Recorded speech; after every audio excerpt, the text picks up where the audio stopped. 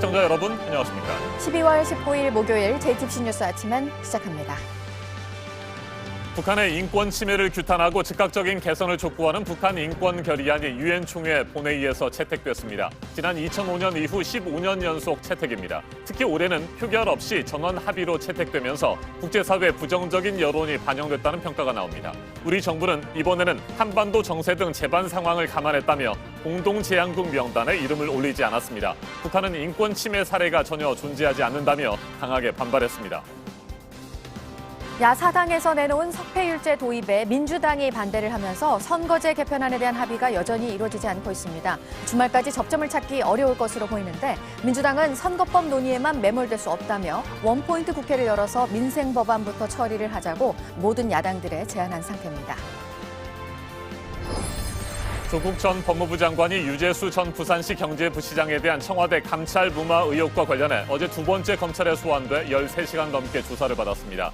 진술 거부권을 행사하지 않고 상세하게 자신의 입장을 설명했습니다. 조 전 장관은 지난 16일 1차 조사 때 당시 조치에 대한 정무적 최종 책임은 자신에게 있다는 취지로 진술하면서 법적 책임은 부인한 것으로 전해졌습니다. 한미 방위비 협상이 현행 협정의 시한인 연말을 넘기게 됐습니다. 결론이 나오지 않은 올해 마지막 협상을 마친 뒤 미국 대표단은 합의 액수가 미국이 처음 제안한 것과 다를 수 있다고 밝혔습니다. 다음 회의는 다음 달에 미국에서 열릴 예정입니다. 도널드 트럼프 미국 대통령에 대한 미 하원의 탄핵 소추안 표결 절차가 시작됐습니다. 현재 여야 의원들의 찬반 토론이 진행되고 있는데 우리 시간으로 오늘 오전 중에 표결이 이루어질 것으로 보입니다. 일단 하원에서는 탄핵안의 통과 가능성이 매우 높습니다. 하지만 탄핵 여부를 최종적으로 판단하는 상원의 문턱을 넘기는 어려울 것으로 전망됩니다. 우리 축구대표팀이 일본을 1대 0으로 꺾고 동아시안컵 3연패에 성공했습니다. 황인범 선수의 골이 승리를 이끌었습니다. 오랜 기간 그리고 현재도 조직적이고 광범위하며 중대한 인권 침해가 진행되고 있다. 이처럼 북한의 인권 침해를 규탄하고 즉각적인 개선을 촉구하는 북한 인권 결의안이 유엔 총회 본회의에서 채택됐습니다. 지난 2005년부터 올해까지 15년째 한 해도 빠짐없이 인권 결의안이 채택된 겁니다. 특히 올해는 표결 없이 전원 합의로 채택되면서 국제사회 부정적인 여론이 반영됐다는 평가가 나옵니다. 네, 지난달 중순에 유엔 총회의 인권 담당 위원회에서 통과가 된 뒤에 한 달여 만에 본회의에 그대로 상정이 돼서 채택이 된 건데요. 위원회에서 이 인권 결의안이 통과됐을 때처럼 북한은 정치적인 조작이라면서 이번에도 즉각 반발했습니다. 김나한 기자가 보도합니다. 현지 시간 18일 뉴욕 유엔 본부에서 유엔 총회 본회의가 열렸습니다. 북한 인권 결의안이 표결 없는 컨센서스, 즉 전원 합의로 채택됐습니다. 유엔이 북한 인권 결의안을 채택한 건 2005년부터인데 그중에서도 결의안이 컨센서스로 통과된 건 6번째입니다.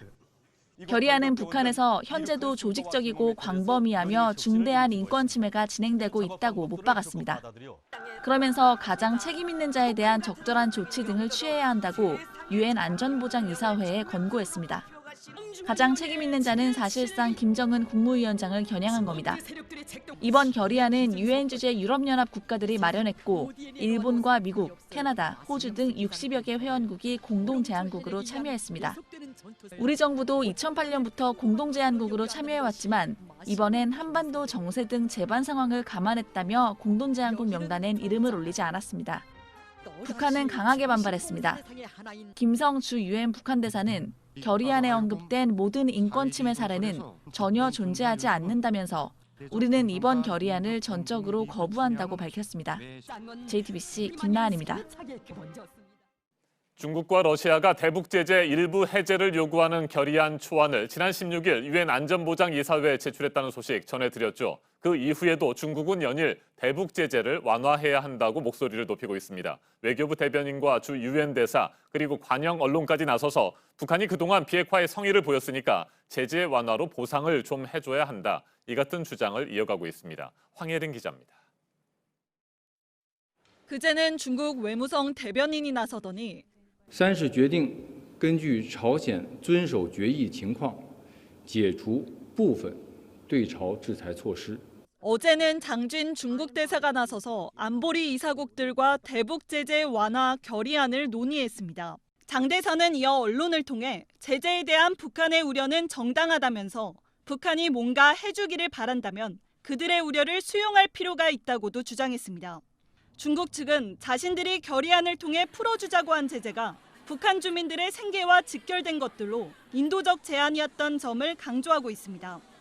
중국의 관영 언론들의 보도도 같습니다. 글로벌 타임스는 북한이 그동안 핵실험장을 폭파하고 미사일 발사도 줄이는 등 성의를 보였다는 전문가들의 평가를 보도했습니다. 이렇게 성의를 보였으니 제재를 일부 풀어줘야 한다는 논리를 편 겁니다. 이런 가운데 AP 등 외신은 중러가 제출한 결의안 초안에 한국전쟁 종전선언 채택이나 평화협정 체결을 제안하는 내용도 포함돼 있었다고 보도했습니다. 이 결의안을 언제 표결에 붙일지는 제출국인 중국과 러시아가 결정하게 됩니다. JTBC 황예린입니다. 더불어민주당과 바른미래당을 비롯한 여야 4+1 협의체가 어제도 공직선거법 개정안에 합의하지 못했습니다. 석패율제가 마지막 쟁점이었습니다. 야 3당이 석패율제 도입을 요구했는데 민주당은 받아들이지 않았습니다. 정종문 기자입니다. 바른미래당과 정의당, 민주평화당은 비례대표 50석 중 30석만 연동형으로 뽑자는 민주당 요구를 받아들였습니다. 대신 석패율 제도는 반드시 넣어야 한다고 주장했습니다. 지역구도를 철폐하고 최소한도로 완화하기 위해서 최소한이라도 석패율 제도를 도입을 해야 된다. 민주당은 의원들을 불러 모아 이 내용을 받아들일 수 있는지 논의했습니다. 답은 안 된다였습니다. 석패율에 대해서는 부정적인 의견이 훨씬 더 많이 나왔다. 야당의 대표들에게 석패율과 관련해서는 한 번 더 재고를 해주실 필요가 있지 않겠나. 청년과 각 분야 전문가 등 정치 신인의 정계 진출을 막고 중진을 구제하는 데 악용될 수 있다고 본 겁니다. 합의에 나섰던 다른 야당 대표들은 민주당 결정에 강하게 반발했습니다. 양측의 입장이 강하게 부딪히면서 주말까진 타협점을 찾기 힘들 전망입니다. 민주당은 부결 가능성이 큰 원안으로 표결하자는 압박 카드를 다시 꺼낼 수 있습니다.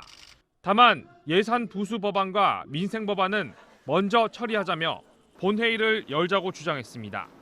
JTBC 정종문입니다. 조국 전 법무부 장관이 유재수 전 부산시 경제부시장에 대한 청와대 감찰 무마 의혹과 관련해 어제 두 번째 검찰에 소환돼 13시간 넘게 조사를 받았습니다. 진술 거부권을 행사하지 않고 상세하게 자신의 입장을 설명했습니다. 조 전 장관은 지난 16일 1차 조사 때 당시 조치에 대한 정무적 최종 책임은 자신에게 있다는 취지로 진술하면서 법적 책임은 부인한 것으로 전해졌습니다. 김나은 기자가 보도합니다. 서울 동부지검은 어제 오전 10시부터 조국 전 법무부 장관을 조사했습니다. 13시간 넘게 걸렸고 밤 11시가 넘어서 끝났습니다. 지난 16일 1차 조사에 이어 어제도 유재수 전 부산시 경제부시장에 대한 청와대의 감찰 중단 의혹에 대해 집중적으로 조사가 진행된 것으로 전해집니다. 당시 민정수석이었던 조 전 장관이 감찰 중단에 개입했는지 여부를 추가로 확인했다는 겁니다. 조 전 장관은 1차 조사 내용과 관련해 그제 변호인을 통해 당시 조치에 대한 정무적 최종 책임은 자신에게 있다는 취지로 진술했다고 밝혔습니다. 하지만 직권남용 등 법적 책임은 부인했습니다. 어제 검찰 조사에서도 이 같은 방어 논리를 유지했을 거란 분석이 나옵니다. 검찰은 확보한 증거와 관련자 진술 등을 추가로 검토한 뒤 조 전 장관을 포함한 관련자들의 기소 여부를 결정할 방침입니다. JTBC 김나은입니다. 서울에서 진행된 제5차 한미 방위비 분담금 협상이 어제 끝났습니다. 예상했던 대로 양국은 합의에 이르지 못했습니다. 다만 미국 대표단은 그동안 우리 측에 요구했던 분담금 50억 달러의 변화가 있을 수 있다는 뜻을 내비쳤습니다. 정종문 기자가 보도합니다. 내년 1월부터 적용되는 방위비 분담금 협상. 한미 양국은 합의에 이르지 못했습니다. 5번에 걸친 회의에도 의견차를 좁히지 못한 겁니다. 다만 외교부 관계자는 양측이 이해의 폭을 넓혀가고 있다며 회담장 분위기를 전했습니다. 협상이 종료된 뒤 기자회견에서 제임스 드하트 미국 협상 대표는 원론적인 입장을 되풀이했습니다. Countries like Korea have succeeded democratically, economically, and today are in a position, we think, to contribute more to the alliance. 하지만 합의 액수는 처음 제안과는 다를 수 있다고 덧붙였습니다. 미국 측 최초 요구액 50억 달러를 두고 현재 집중하는 숫자가 아니다라고 말했습니다. 낮아질 가능성을 시사한 겁니다. 어제 5차 협상이 종료되면서 다음 협상은 내년 1월로 미뤄졌습니다. 현행 협상은 올해 말로 효력이 끝납니다. 다음 달 1일부턴 미국이 자체 예산으로 주한 미군을 운영합니다. 이후 협상이 타결되고 국회가 동의하면 소급해서 지불합니다. JTBC 정종문입니다. 노동 현장에서 여러 편견과 마주해야 하는 국내 이주 노동자와 관련해서 국가인권위원회가 내놓은 가이드라인이 있습니다. 최저임금을 보장할 것을 권고했고 부정적인 인상을 주는 용어도 다르게 쓰라는 내용입니다. 류정화 기자입니다. 21년 전 방글라데시에서 온 마몬 씨는 12년 동안 가구 공장에서 일했습니다. 먼지도 되게 많고 그래서 이제 본드도 쓰니까 그 냄새도 되게 강하고 기계 작업 통해서도 이제 두날에 다칠 수 있는 불합리한 대우를 받아도 사장의 허락 없인 일터를 마음대로 옮길 수 없었고 최저임금도 보장받지 못하는 경우가 많았다고 말했습니다. 기숙사비 진출을 하고 전기세 여러 가지. 그래서 최저임금 이제 예를 들어서 올해는 이제 174만 5천인데 174만 5천원 줌에서 30만 원 거기서 빼고 주는 거죠. 지난 10월 기준으로 한국에 사는 이주민은 248만 1000명입니다. 2007년 100만 명을 처음 넘긴 이후 12년 만에 약 2.5배로 늘어난 겁니다. 하지만 이주민들을 사회의 일원으로 받아들이는 정도는 3년 전보다 오히려 나빠졌습니다. 인권위는 이주민에 대한 차별을 시정하라는 가이드라인을 내놨습니다. 불법 체류 대신 미등록 체류라는 용어를 쓰자는 것부터 인종차별 금지와 노동권 강화, 난민과 이주 여성, 이주 아동을 보호하는 내용이 담겼습니다. 구체적으로는 이주 노동자도 사업장을 자유롭게 옮기도록 하고 최저임금도 보장하는 등 110가지를 권고했습니다. 이주 여성의 성폭력 피해를 줄이고 이주 아동에게 교육권과 보건의료 서비스도 보장하라고 했습니다. 국내법에 인종차별 금지 근거를 마련하고 통역 서비스 제공 등 권리 구제를 쉽게 하는 방안도 담았습니다. JTBC 류정화입니다. 트럼프 미국 대통령의 이른바 우크라이나 스캔들에 대해서 하원의 탄핵 표결 절차가 시작이 됐습니다. 지금 진행되고 있는 찬반 토론이 끝나면 표결이 시작이 되는데요. 하원은 민주당이 다수석이어서 탄핵안이 통과가 될 것으로 보이지만 상원은 여당이 과반을 차지하고 있고 또 3분의 2 이상의 찬성이 나와야 해서 상원 통과는 어려울 것으로 보입니다. 임종주 특파원이 보도합니다. As Speaker of the House, I solemnly and sadly open the debate on the impeachment of the President of the United States. 의장 선언으로 시작된 찬반 토론. 공화 민주 양당은 탄핵의 정당성을 놓고 팽팽하게 맞붙었습니다. Donald Trump used the high power of the presidency to pressure a foreign nation to besmirch his perceived primary political opponent. Not doing their jobs until the dam broke this week. Stop this charade. Vote no. 이곳 의사당 안에서는 많은 시민들의 관심 속에 탄핵 표결을 위한 찬반 토론 절차가 진행되고 있습니다. 의사당 주변에선 탄핵 지지 집회가 잇따라 열렸습니다. Again, it'll be a vote for impeachment. 그러나 탄핵 반대 여론도 만만치 않았습니다. Much stronger in 2020. That is why I'm here to support my president, Donald J. Trump. 표결은 우리 시간으로 오늘 오전에 진행됩니다. 하원은 야당인 민주당이 다수여서 통과 가능성이 높습니다. 가결되면 트럼프 대통령은 역대 세 번째 하원의 탄핵을 받은 대통령이 됩니다. 트럼프 대통령은 아무것도 잘못한 것이 없다며 끔찍한 일이라고 탄핵 추진을 비판했습니다.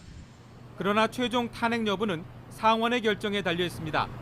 상원은 트럼프 대통령의 공화당이 100석 중 53석으로 과반을 차지하고 있습니다.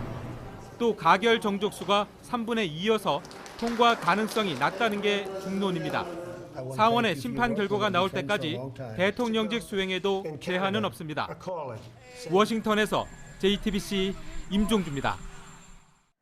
홍콩에서 고속도로를 달리던 버스가 나무에 부딪히면서 승객 6명이 사망하는 사고가 있었습니다. 보도국 연결하겠습니다. 이재승 기자, 대형 교통사고입니다. 2층 버스였다고요? 네. 사고는 어제 오후 4시 15분 무렵에 홍콩 북부의 판링 고속도로에서 일어났습니다.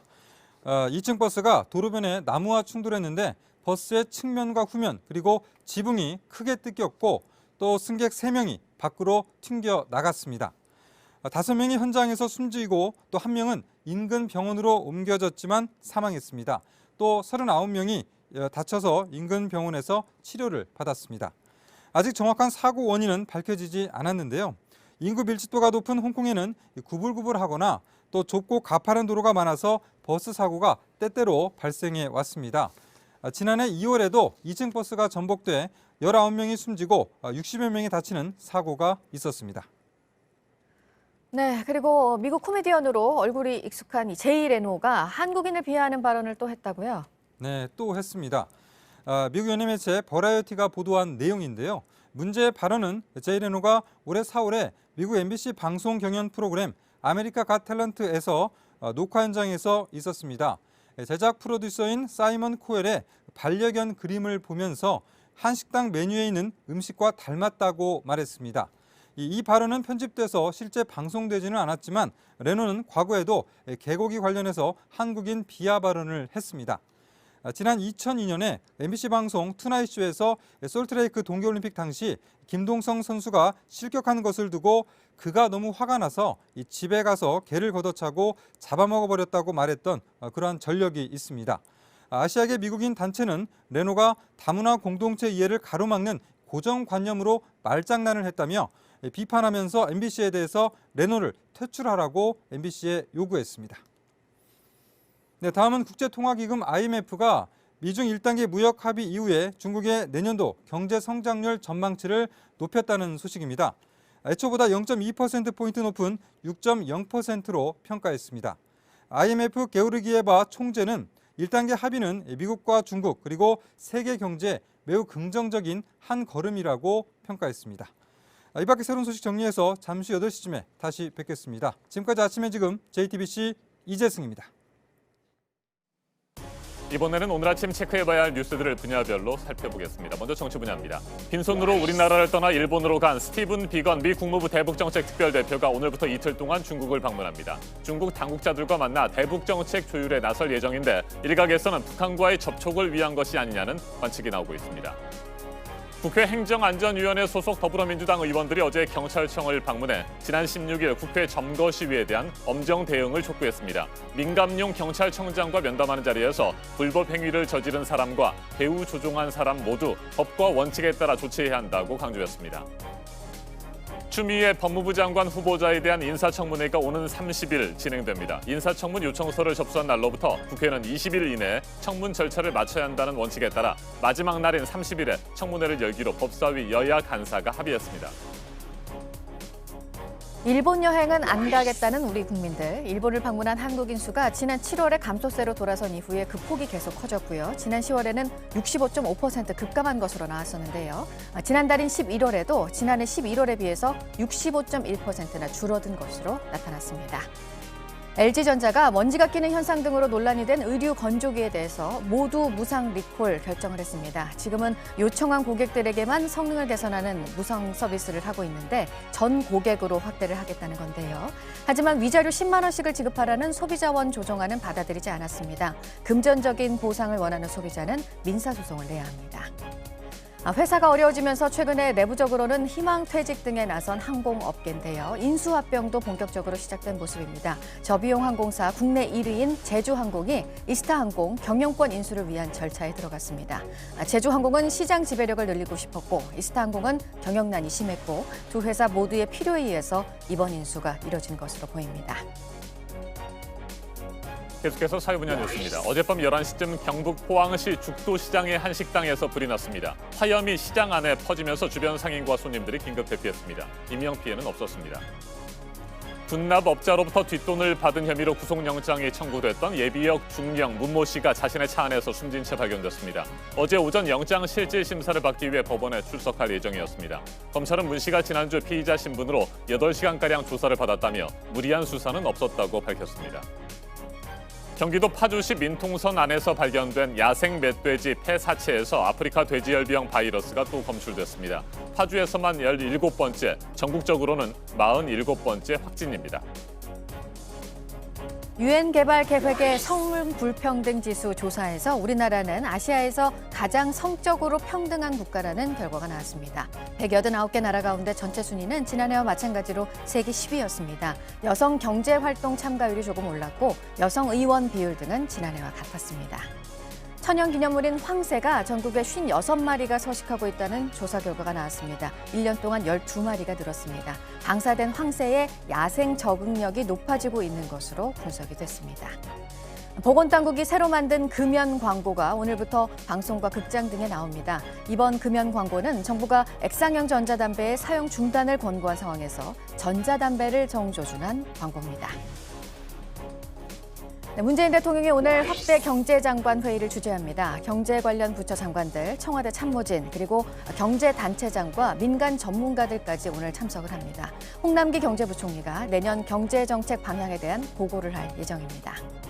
6년 전 정부가 내린 법의 노조 통보 처분을 취소해달라면서 전교조가 낸 소송에 대해서 대법원이 전원합의체에서 논의를 하겠다고 했었는데요. 양승태 전 대법원장 시절 재판 거래 의혹이 제기된 사건이고 오늘 열리는 첫 심리에 관심이 쏠리고 있습니다. 법의 노조 통보에 근거가 된 시행령이 위헌은 아닌지 등을 판단하게 됩니다. 태어난 지 7개월 된 아이를 집에 혼자 두고 숨지게 한 혐의를 받고 있는 부부에 대해서 1심 선고가 오늘 나옵니다. 검찰은 21살인 아이 아빠에게 징역 20년 등 중형을 구형했습니다. 주목할 만한 분야별 뉴스들 체크해드렸습니다. 이어서 기상정보입니다. 어제보다 기온 더 떨어지면서 출근길 영하권 추위가 기승입니다.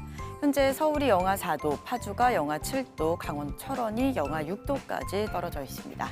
밤부터는 눈비 소식 있는데요. 경기 남부와 충남 북부 서해안에 눈은 1cm 정도, 비는 5mm 안팎으로 내리겠습니다.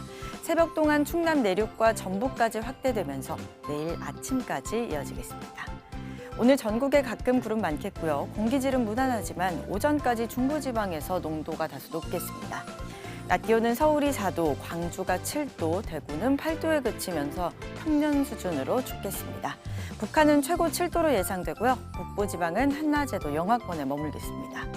토요일까지 오늘과 비슷한 기온 이어지겠고요. 이후에는 기온이 올라서 추위가 주춤하겠습니다. 기상정보였습니다.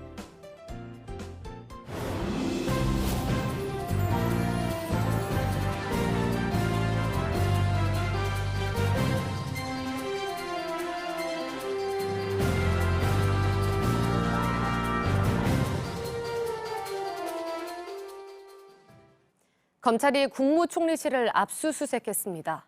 정확히는 총리실 소속 문모 사무관의 사무실입니다. 문 사무관은 총리실에 오기 전 청와대 민정수석실에서 근무하며 김기현 전 울산시장 첩보를 만든 인물입니다. 백종훈 기자입니다.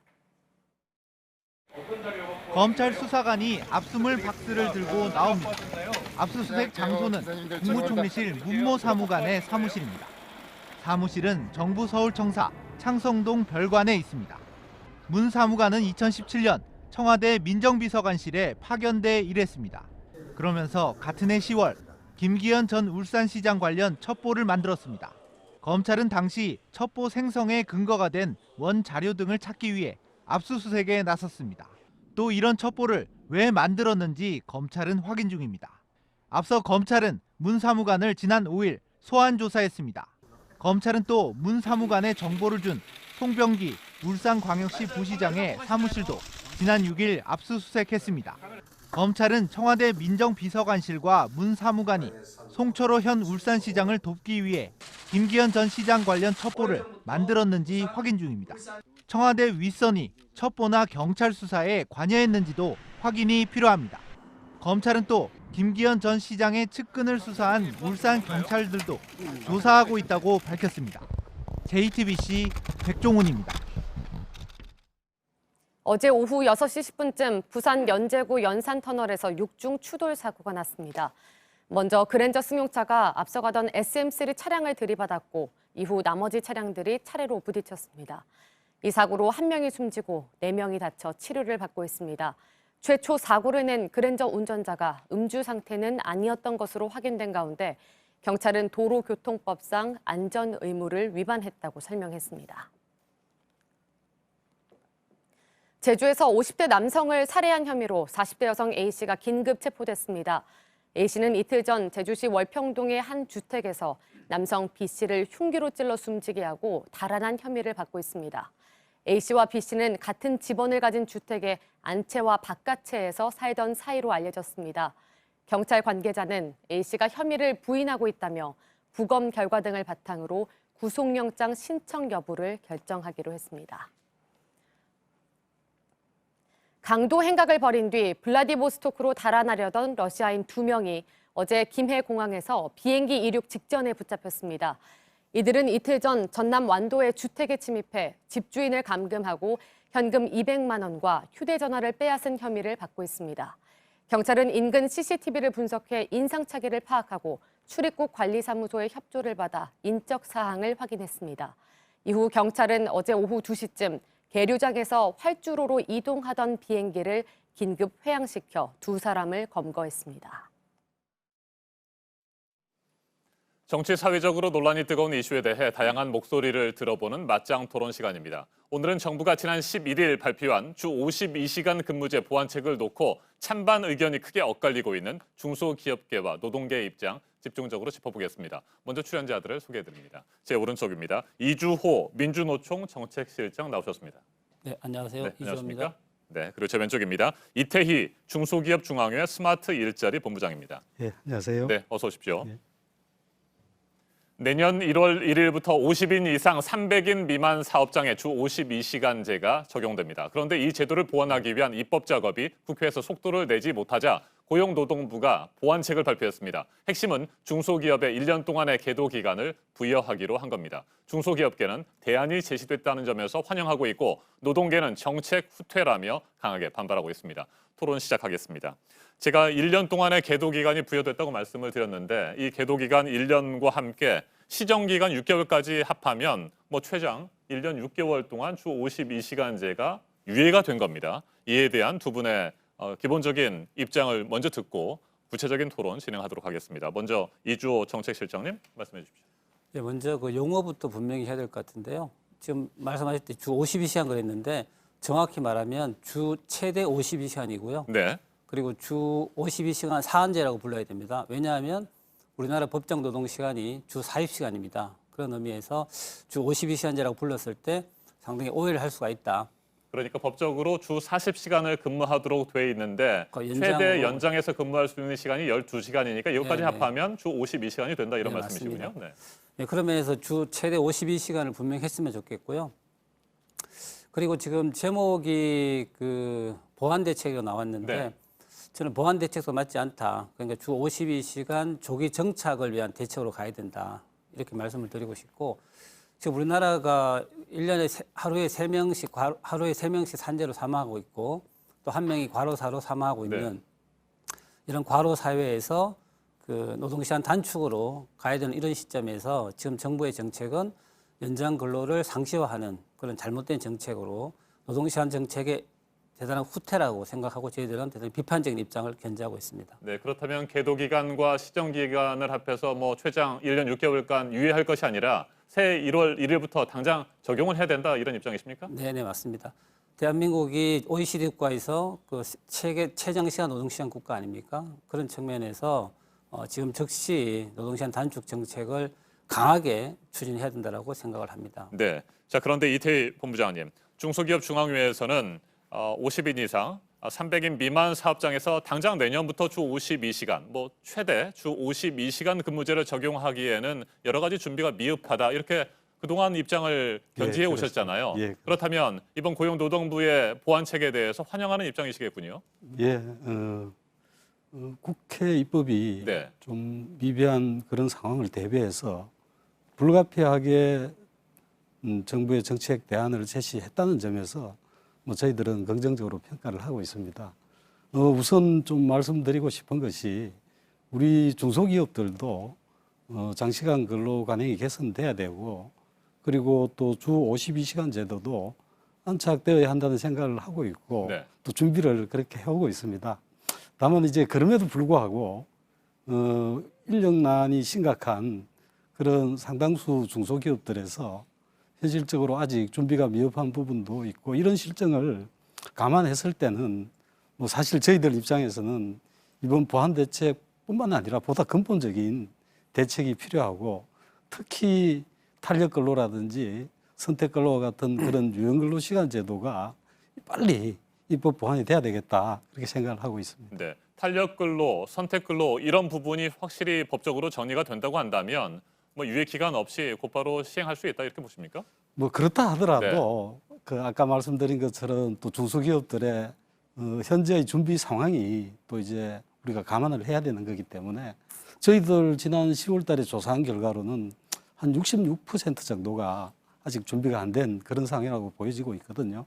그런 상황에서는 일정 부분 그 유예도 필요하다라고 저희들은 보고 있습니다. 네, 1년 6개월 뒤에는 곧바로 시행해도 됩니까? 아니면 조금 더 유예하면 더 좋습니까? 저희들 뭐 기본적인 생각은 이게 이제 작년 2월 달에 주 52시간제 법이 개정이 됐습니다. 그리고 내년부터 50인 이상 중소기업에 이제 제도가 적용되게 되는데요. 2년이 채 안 된 짧은 기간 동안에 많게는 주당 16시간을 줄여야 됩니다. 이게 그 인력난을 겪고 있는 그런 중소기업들한테는 쉬운 일이 아니겠죠. 그리고 또 이제 근로자들도 이게 근로시간이 줄어든 만큼 일정 부분 또 소득이 감소하게 되거든요. 뭐 이런 부분들을 감안했을 때는 저희들 뭐 생각으로는 뭐 기업의 규모라든지 또는 인력난 정도 이런 것들을 살펴서 기업별로 선별적으로라도 추가적인 계도 기간이 좀 부여가 필요하다 그렇게 생각을 하고 있습니다. 네, 탄력 근로제와 선택 근로제에 대해서도 말씀을 해주셨으니까 이 부분을 좀 잠깐 짚어보고 고용노동부의 이번 보완책의 구체적인 쟁점들을 저희가 살펴보도록 하겠습니다. 일단 탄력 근로제 단위 기간을 3개월에서 6개월, 뭐 1년으로 연장하는 방안들이 계속 논의가 됐었는데 이 부분이 확정이 안 된 거잖아요, 법적으로. 네, 이 부분에 대해서 민주노총은 현재 3개월을 그대로 유지해야 된다 이런 입장이십니까? 네, 그렇습니다. 네, 말씀 좀 해주십시오. 아까도 말씀드렸지만 한국이 전 세계에서 보게 되면 장시간 노동 국가 아닙니까? 그런 측면에서 그 탄력 근로라든지 유연 근로제는 더 노동 시간의 장기화를 유도하는 그런 정책이고요. 유럽에서 그런 정책이 시행되고 있는데 그런 유럽의 국가들이 대부분 연간 노동 시간이 1,300에서 1,500시간입니다. 근데 한국은 2,000시간이거든요. 그런 측면에서 한국적 현실에서 지금은 노동 시간을 규제해야 될 상황인데 자꾸 노동 시간을 유연하게 가는 거는 이런 시대의 방향과 역행하는 거다. 그런 측면에서 노동 시간 유연화 정책을 저희들은 반대하고 있습니다. 네, 그렇다면 탄력 근로제 단위 기간 3개월을 계속 고수하는 입장이고 더 이상 연장되는 것은 절대 받아들일 수 없다 이런 입장이십니까? 네, 그렇습니다. 네, 이에 대해서 이태희 본부장님은 어떤 입장이세요? 저희들은 이제 뭐 탄력 근로제의 경우에는 저희들 희망대로라면 한 1년 정도까지 단위 기간을 연장했으면 좋겠다라는 생각을 갖고 있는데 이 부분에 대해서는 지난번에 경산노위에서 노사정이 6개월 합의를 한 바가 있습니다. 그래서 적어도 저희들이 그 현재 3개월에서 경산노위에서 합의된 대로 6개월까지는 우선적으로 좀 기간이 늘어났으면 좋겠다는 생각을 갖고 있습니다. 그렇게 저희들이 이제 생각하는 이유는 저희들이 이제 업계를 이렇게 보면은 성수기와 비수기로 이제 구분되는 기업들을 보면은요. 그 성수기가 있는 기업들의 경우에 평균적인 성수기 이제 기간이 한 5.6개월 정도 되는 걸로 나타났습니다. 뭐 그런 점을 감안했을 때 최소 6개월은 단위 기간이 되어야지 이게 현장에서 좀 제대로 활용될 수 있겠다 그렇게 보고 있는 겁니다. 네. 탄력 근로제를 저희가 짚어봤는데 이 탄력 근로제와 가장 좀 유사한 성격을 가진 것이 이번 고용노동부가 발표한 보완책 중에서 특별 연장 근로의 그 인가 요건을 완화하는 부분인 것 같습니다. 지금까지는 재난이나 재해에 한해서 고용노동부 장관이 허가할 경우에 연장 근무가 가능할 수 있도록 했었는데 이 요건을 완화하면서 대폭 늘어났잖아요. 여러 가지 조건들이. 이 부분에 대해서 어떻게 생각하십니까? 예, 특별 연장 근로는 문자 그대로 특별한 경우에 한해서 노동 시간을 연장하는 제도 아닙니까? 그런데 그 특별하다는 것이 뭐 국가 재난 상황이라든지 뭐 자연 재해라든지 특수한 경우에 한해서 허용하는 제도임에도 불구하고 이번에 정부가 임의적으로 상당히 많은 경우의 수를 만들므로 해가지고 특별 연장 근로가 아니라 일반 연장 근로가 되는 것처럼 그렇게 그 허용 요건을 많이 완화를 했고요. 그렇게 되다 보니까 일단 노동 현장에서는 상당히 많이 예외 조항이 생김으로 해가지고 장시간 노동을 허용할 수 있는 많은 경우의 수가 생겨서 저희들은 되게 비판적으로 보고 있습니다. 네, 좀 더 구체적으로 살펴보면요. 응급 환자의 구조 치료가 필요하다거나 갑작스럽게 고장난 기계를 수리하고 뭐 대량 리콜 사태가 발생하거나 아니면 한꺼번에 뭐 업무량이 늘어나는 상황이다거나 뭐 이런 4가지 정도로 정리가 될 수 있는데 이 중에서 제일 큰 문제는 뭐라고 보십니까? 저희들이 일반적인 경우에는 그런 부분들이 허용이 가능하다고 보는데요. 네. 아까 말씀처럼 그런 문구 해석을 통해서 상당히 넓게 해석을 함으로 해가지고 그 장시간 노동을 유도할 수 있는 그런 측면이 있기 때문에 저희들이 그런 허가 요건을 확대하는 것에 대해서 반대하고 있다는 것이죠. 아주 구체적인 기준이 제시됐다기보다는 조금 막연하고 맞습니다. 상황에 따라서 다양한 해석이 나올 수 있는 그런 경우까지도 특별 연장 근로를 허가하는 상황이 됐기 때문에 반대한다 이런 말씀이시군요. 이에 대해서 본부장님 어떤 생각이십니까? 얼마 전에 대한상해에서 이제 조사한 결과에서도 알 수 있듯이 이미 주 52시간제를 시행하고 있는 300인 이상 중견기업이나 네. 대기업에서도 예측하지 못한 돌발 상황을 근로시간 운용에 있어서 가장 큰 애로 요인의 하나로 보고 저희가 지적을 하고 있습니다. 이런 기업들보다도 인적, 조직적 기반이 취약한 네. 그런 중소기업들의 경우에는 오죽하겠습니까? 훨씬 더 애로가 크다라고 저희들은 보고 있고요. 그래서 기업의 경영 과정에서 뭐 주문량이 갑자기 늘어난다든지 또는 중요한 생산 설비가 고장이 난다든지 하는 그런 돌발 상황에 대해서는 근로자들의 건강권을 보호하는 범위 내에서 특별 연장 근로가 보다 폭넓게 허용되어야 한다. 이렇게 저희들은 보고 있습니다. 네, 특별 연장 근로제에 대해서 반대하는 기본적인 입장을 가지고 계시는데 그렇다면 민주노총은 이 부분은 어떻게 대응을 하실 계획이십니까? 예, 저희들이 그 근로기준법이라는 게 강제 규정이거든요. 근데 근로기준법에 나와 있는 그런 부분을 위반해서 행정부가 임의적으로 이런 특별 연장 근로를 확대하는 것에 대해서는 분명히 위법적이라고 생각을 하고 헌법 소원을 포함해서 법적 대응을 고려하고 있습니다. 법을 고치지 않고 시행 규칙을 개정해서 시행을 하는 것은 절대 받아들일 수 없다는 입장이십니까? 네, 근로기준법이라는 것이 법적 네. 규제를 기반으로 해서 시행되는 부분에도 불구하고 행정부가 임의적으로 자의적으로 이렇게 시행 규칙을 통해서 바꾼다는 것에 대해서 저희들이 강하게 문제의식을 가지고 있습니다. 네, 외국인 고용 허용 한도도 뭐 20% 물론 한시적입니다만 20%로 상향 조정하는 방안을 고용노동부가 제시를 했잖아요. 이 부분에 대해서는 어떤 의견을 가지고 계시는지 의견을 듣도록 해보겠습니다. 본부장님. 예, 이 근로시간을 단축하는 데 있어서 기업들이 겪는 네. 가장 큰 어려움 중에 하나가 이 사람을 추가 채용해서 근로시간을 단축하고 싶어도 정작 일할 사람을 구하기 어렵다라는 겁니다. 지금도 현장에서는 한 21만 명 정도 인력이 부족한 실정이거든요. 그래서 이 외국 인력 제도를 이제 활용을 해가지고 고용 한도를 높이는 이런 방안들은 이런 이제 인력난 문제를 완화하는 중요한 방책이라고 봅니다. 그래서 저희들은 정부 대책을 환영을 하고 있고요. 차질 없이 좀 시행되기를 기대를 하고 있습니다. 네, 외국인 고용 허용 한도를 20% 한시적으로 상향 조정하는 것은 예를 들자면 현재 5명의 외국인을 고용하고 있는 업체에서는 1명을 더 추가로 외국인을 고용할 수 있다 이런 규정이 되는 겁니다. 이에 대해서는 어떤 의견이세요? 예, 일부에서는 뭐 외국 인력이 고용되면 한국의 일자리가 줄어들지 않느냐 이런 우려를 하는데요. 저희들은 그 외국 인력하고 국내 노동자하고 대립적으로 보는 것에 찬성하지 않고요. 근데 저희들이 문제 삼고 있는 거는 지금 현재 말씀하시는 그런 일자리들이 대부분 국내 노동자들이 가기 싫어서 힘들어하는 일자리입니다. 네. 그런 일자리에 이주 노동자를 대체 투입해갖고 일을 하고 있는데 그런 면에서 그런 일자리를 늘리는 것 자체 하기 이전에 저희들이 이야기하고 있는 그런 이주 노동자가 일할 수 있는 그 더 좋은 노동 환경 그런 것들을 먼저 만들고 나서 그런 인력 확대를 논의하는 것이 바람직하지 않을까라고 생각을 합니다. 알겠습니다. 자, 이번에는 문재인 정부의 노동시간 단축 정책에 대한 전반적인 평가를 좀 한번 들어보도록 하겠습니다. 특별 연장 근로의 문제점도 제시를 하셨었고 당장 내년부터 중소기업 50인 이상 300인 미만 사업장의 주 52시간제를 확대 적용하는 부분에 대해서도 의견이 크게 엇갈리고 있는데 전반적으로 그러면 민주노총에서는 문재인 정부의 고용 노동 정책에 대해서 부정적인 평가를 내리고 계실 것 같은데 어떻습니까?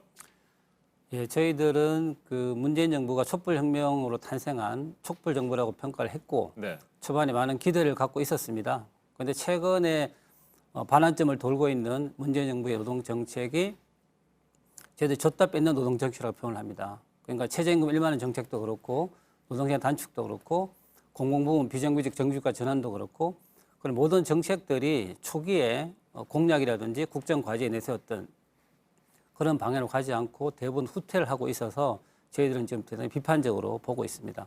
왜 후퇴를 하고 있다고 생각하십니까? 저희들이 볼 때는 경기가 좀 어렵고 또 남북 관계가 잘 안 풀리고 있고 그리고 또 뭐 야당이나 경제계에서 많이 반발을 하면서 정부가 친노동에서 친재벌로 친기업으로 급격하게 정책 기조를 바꾸기 때문에 그렇다고 생각을 합니다. 네, 장시간 노동 체제 그와 같은 구태가 계속 유지되고 있다. 뭐 이런 비판들을 민주노총에서는 쭉 해오신 것으로 저도 기억을 하고 있습니다. 자, 이에 대해서 중소기업 측은 어떤 입장이세요?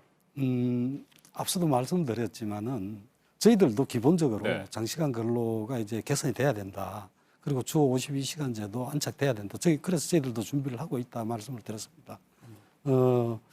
근데 이제 이게 저희들도 기본적으로 현재 정부의 정책 방향에 대해서 방향성에 대해서는 동의를 합니다. 다만 이제 속도에 이제 문제를 이야기를 하는 것이죠. 앞서도 말씀드렸지만은 그 주 52시간 제도가 지금 중소기업들한테 채 2년도 안 돼 가지고 법 개정되고 시행이 되고 있거든요. 네. 그 우리가 이제 과거 주 5일 근무제 도입을 할 때 그때는 근 한 10년 가까이 이게 이제 걸려 가지고 정착이 된 데 비하면은 너무 빠르다. 그래서 이제 기업들이 좀 준비할 시간을 좀 더 주었으면 좋겠다. 그리고 이제 그렇게 함으로써 이 제도가 좀 연착륙할 수 있도록 하는 것이 기업들한테도 또 근로자들한테도 그것이 좋겠다라는 그런 생각을 갖고 있는 것이죠. 네, 이미 주 52시간 근무제를 시행하고 있는 300인 이상 사업장들의 지금까지의 상황을 좀 한번 평가를 좀 해봤으면 좋겠는데요. 그렇다면 뭐 제대로 잘 진행이 되고 있다. 주 52시간제가 그런 대기업에서는 정착이 됐다 이렇게 보고 계십니까? 민주노총에서는? 그 한국의 노동 체제가 워낙 저임금 장시간에 기반한 노동 체제이기 때문에 사실 노동시간 단축이라는 거 상당히 쉬운 과제는 아닙니다. 네. 그래서 저희들은 어쨌든 노동시간 단축으로 가기 위해서는 정부의 강력한 의지가 중요하고 노사의 협력이 중요하다고 봅니다. 그런 측면에서 300인 이상 사업장도 진행이 되고 있지만 상당히 많은 어려움을 겪고 있는 걸로 알고 있습니다. 네, 가장 큰 어려움은 뭐라고 보세요? 아무래도 노동자 입장에서는 노동시간이 단축되면 임금이 저하될 가능성이 많지 않습니까?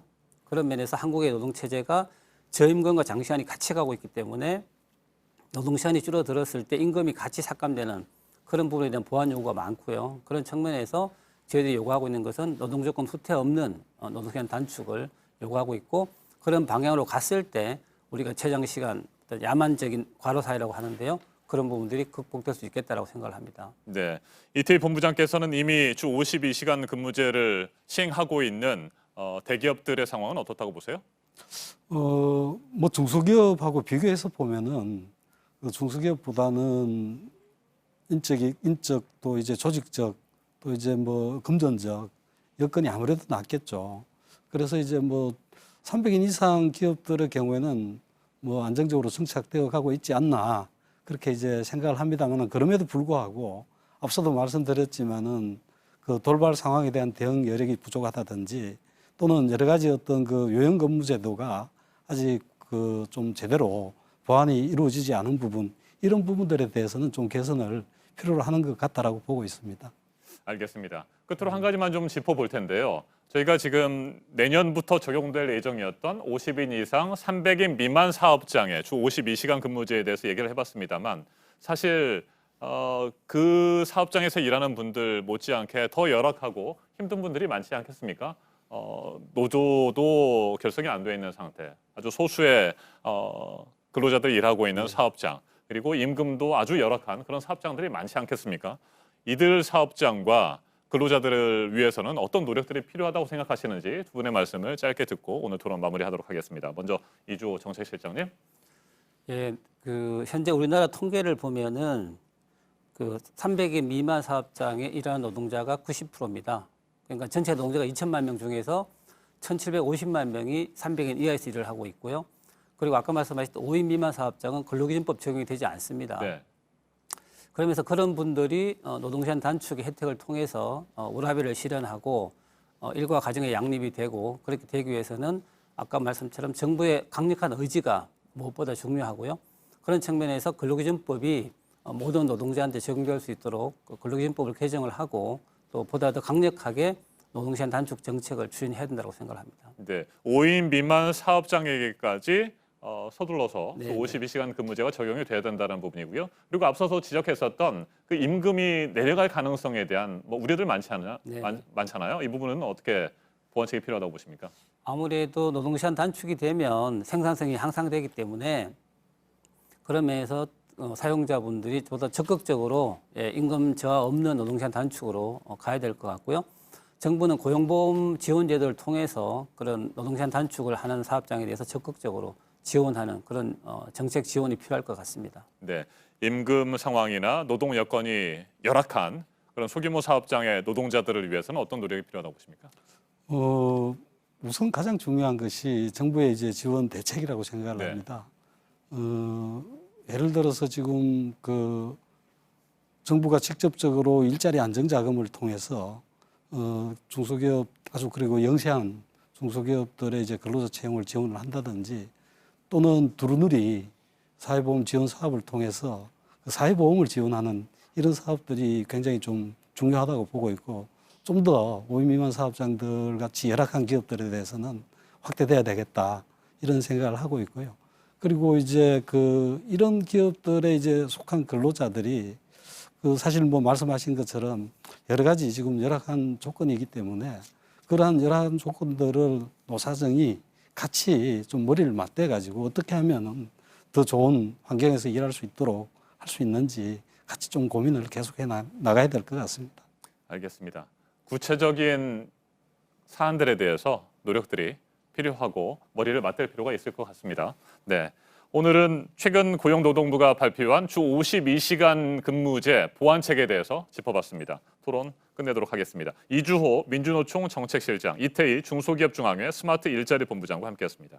토론 잘 들었습니다. 감사합니다. 감사합니다.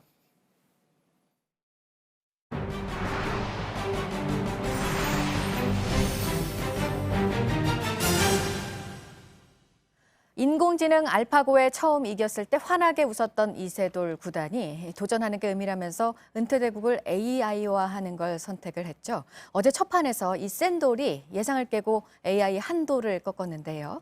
AI의 치명적인 실수가 나왔습니다. 먼저 문상혁 기자입니다. AI 한돌이 인간이 잘 두지 않는 수를 두자 이세돌 구단이 당황한 듯 쓴웃음을 짓다가도 이내 심각해집니다. 생각하지 못한 수가 이어지자 고개를 흔들기도 합니다. 하지만 이세돌이 가장 당황했던 건 이 순간이었습니다. 백돌 3점을 구해내야 하는 상황에서 한돌이 엉뚱한 곳에 돌을 둔 겁니다. 이세돌의 78번째 수에 AI가 흔들렸기 때문입니다. 이세돌 구단께서 두신 78수, 한돌은 그쪽 수를 전혀 예상을 하지는 못했습니다. 3년 전 알파고를 이겼을 때처럼 이번에도 묘하게 78번째 수가 신의 한 수가 됐습니다. 이젠 사람이 인공지능을 이길 수 없다고 생각해서 프로 기사도 바둑판에 2점을 먼저 깔고 둔 젖바둑. 그렇게 해도 이기긴 어렵다고 봤지만 이 구단은 그 예상을 깼습니다.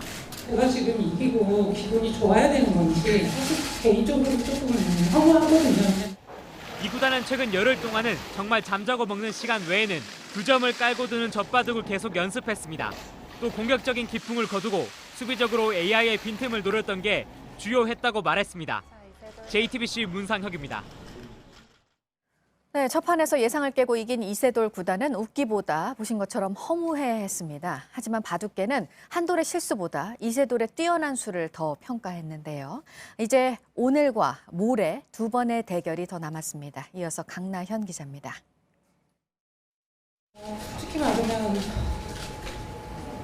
조금 힘들 것 같아요. 확률은 그렇지만 승패보다는 어쨌든 맘맞게도 최선을 다하는 것이 당연한 것이고 또 이세돌 구단은 오늘은 이기는 게 쉽지 않을 거라 내다봤습니다.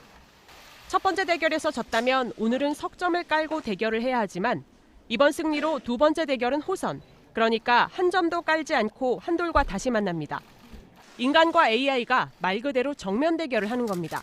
두 점을 깔고 둔 첫 대결에선 생각지 못한 AI의 허점이 드러났습니다. 사실 너무 당연한 수였거든요. 한돌이 좀 생각을 못했다는 게 상당히 의외였고. 싱거운 승부, 예상치 못한 결과에 한돌 측도 당황해했습니다. 한돌 개발자는 대국이 갑자기 잡히는 바람에 연습 기간이 2달 남짓으로 부족했고 그만큼 데이터를 많이 쌓지 못했다고 설명했습니다. 하지만 무엇보다 한돌이 못한 게 아니라 이세돌이 뛰어난 수를 뒀다는 게 바둑계의 평가입니다. 정말 소름 돋을 정도로 좋은 수를 뒀고 최강으로 불리는 중국 인공지능도 전혀 예측하지 못했다. 3년 전 알파고와의 대결처럼 이 구단은 남은 한돌과 두 번의 대결에서도 승패보다는 인간과 AI가 어떤 차이가 있는지 알아보고 싶다고 말했습니다. JTBC 강나현입니다.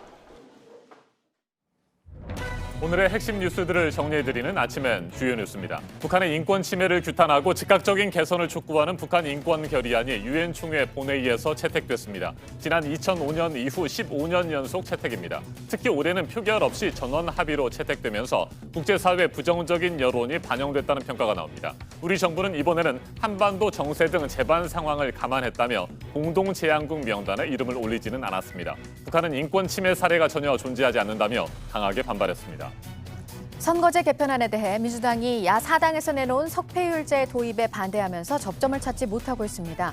민생 법안과 예산 부수 법안들을 먼저 처리하기 위해서 민주당은 원포인트 국회를 열 것을 제안했지만 자유한국당과의 합의가 나오기 쉽지 않을 것으로 보입니다.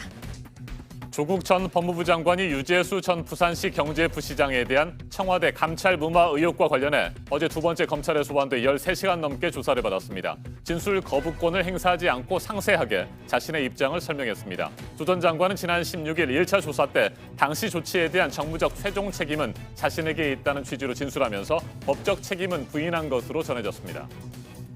결론 없이 올해 마지막 한미 방위비 협상을 마친 미국 대표단이 합의 액수가 미국이 처음 제안한 것과 다를 수 있다는 입장을 밝혔습니다. 현행 협정 시한은 넘기게 된 상황에서 다음 달 미국에서 협상이 이어집니다. 도널드 트럼프 미국 대통령에 대한 미 하원의 탄핵 소추안 표결 절차가 시작됐습니다. 현재 여야 의원들의 찬반 토론이 진행되고 있는데 우리 시간으로 오늘 오전 중에 표결이 이루어질 것으로 보입니다. 일단 하원에서는 탄핵안의 통과 가능성이 매우 높습니다. 하지만 탄핵 여부를 최종적으로 판단하는 상원의 문턱을 넘기는 어려울 것으로 전망됩니다. 우리 축구대표팀이 동아시안컵 3연패를 달성했습니다. 어제 결승에서 황인범 선수의 골로 일본을 1대0으로 꺾었습니다. 벤투 감독이 오고 첫 국제대회 우승입니다. 추미애 법무부 장관 후보자에 대한 인사청문회가 오는 30일 진행됩니다. 인사청문 요청서를 접수한 날로부터 국회는 20일 이내에 청문 절차를 마쳐야 한다는 원칙에 따라 마지막 날인 30일에 청문회를 열기로 법사위 여야 간사가 합의했습니다. LG전자가 먼지가 끼는 현상 등으로 논란이 된 의류 건조기에 대해서 요청한 고객들뿐 아니라 전 고객에게 성능을 개선하는 무상 서비스를 하기로 했습니다. 위자료 10만 원씩을 지급하라는 소비자원의 조정안은 거부했습니다. 경기도 파주시 민통선 안에서 발견된 야생 멧돼지 폐 사체에서 아프리카 돼지열병 바이러스가 또 검출됐습니다. 파주에서만 17번째, 전국적으로는 47번째 확진입니다. 지금까지 아침엔 주요 뉴스 정리해드렸습니다. 태국의 한 중학교에서 동급생 간 총격으로 한 명이 숨졌습니다. 총격 사건은 현지 시간 18일 태국 남부의 한 중학교에서 벌어졌습니다. 14살 학생이 평소 자신을 심하게 괴롭히던 친구를 쏜 건데요. 총에 맞은 학생은 그 자리에서 숨졌습니다. 범행을 저지른 학생은 사건 짓고 도망치려다가 친구들과 선생님의 제지로 붙잡혔는데요. 경찰은 가해 학생이 부모님의 총을 훔쳐 범행을 저지른 걸로 보고 정확한 경위를 조사하고 있습니다.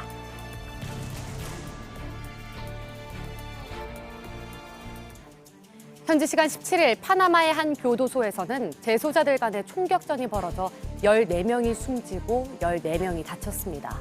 경쟁 관계에 있는 폭력 조직의 조직원들 간의 다툼이 커지더니 이내 총격전으로 번진 겁니다. 폭동 진압 후 경찰은 현장에서 소총 등 8점의 총기를 압수했는데요. 교도소 내 무기 반입을 교도관들이 도운 걸로 보고 조사 중에 있습니다. 한편 교도소 측은 폭력 조직의 지도자들을 이감시키거나 격리했다고 밝혔습니다. 교실이 흔들리자 놀란 아이들이 책상 밑으로 숨습니다. 현지 시간 18일 중국 스촨성 네이장시 쯔중현 부근에서 규모 5.2의 지진이 났는데요. 지금까지 보고된 인명피해는 없는 걸로 알려졌습니다. 혹시 모를 사고에 대비해 열차 운행은 중단됐는데요. 당국이 정확한 피해 상황을 파악하고 있습니다.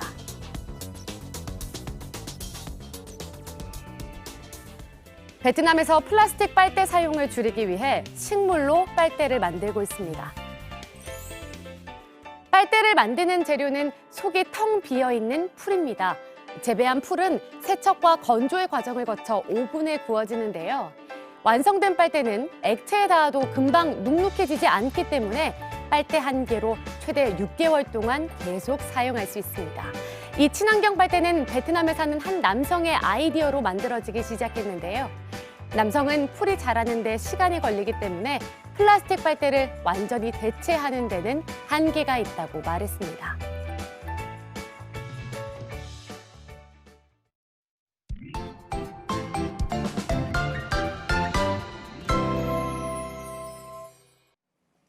오늘 아침 어제보다 더 춥습니다. 밤부터 서해안에는 눈이나 비가 내리겠습니다. 자세한 기상 정보 살펴보겠습니다. 김연아 캐스터, 현재 전국 대부분 지역의 기온이 영하권입니까? 네, 그렇습니다. 오늘 어제보다 기온 더 떨어지면서 찬 기운이 무척 강합니다. 현재 내륙 지역을 중심으로 영하의 기온 보이는 곳이 많은데요. 특히 경기도 파주가 영하 8도, 강원도 철원이 영하 6도 등으로 중북부 지역의 추위가 무척 강하게 나타나고 있습니다. 자세한 전국 기온 보시면 서울이 영하 4도, 인천 영하 3도, 대전 영하 2도, 전주가 영하 1도 가리키고요. 그 밖에 남부지방은 비교적 기온이 높지만 최고 5도를 넘지 못하고 있습니다. 계속해서 낮에도 평년 수준으로 쌀쌀하기 때문에 옷차림 더욱 따뜻하게 하셔야겠습니다. 알겠습니다. 오늘 밤에는 눈과 비 소식이 있어요? 네, 그렇습니다. 오늘 낮 동안은 가끔 구름 많다가 밤부터 서해안 지역에 눈이나 비가 오겠습니다. 경기 남부와 충남 북부 서해안에 눈은 1cm 안팎, 비는 5mm 미만으로 예상되고요.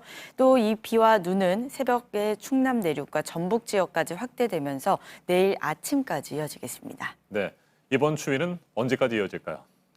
네, 일단 토요일까지는 오늘과 비슷한 수준의 추위가 이어지겠습니다. 내일 서울의 최저 기온은 영하 4도, 토요일 영하 5도로 예상되고요. 이후에는 기온이 조금 오르면서 이제 일요일 날 영하 1도, 월요일에 0도로 예상이 됩니다. 추위가 주춤할 것으로 예상됩니다. 아무래도 이번 겨울이 확실히 예년보다 좀 덜 춥다 이렇게 느껴지기도 하는데요. 하지만 겨울은 겨울인 만큼 추위 대비 잘해주시고 또 건강 관리도 잘해주셔야겠습니다. 네, 서울 등 수도권 지역에는 눈도 많이 안 내리고요. 이번 겨울에는. 네, 그렇습니다. 네. 앞으로 전망은 어떻게 될지 모르겠지만 일단 당분간 12월까지는 큰 눈은 없을 것으로 예상됩니다. 네, 그렇다면 다음 주 화이트 크리스마스를 기대하기도 어려운 상황입니까? 지금 예보로는 수요일 충청 이남 지역에 비나 눈이 다소 올 것으로 예상이 되는데요. 수도권 지역은 아직 눈 소식이 들어있지는 않습니다. 알겠습니다. 기상 정보 잘 들었습니다. 김연아 캐스터 수고했습니다.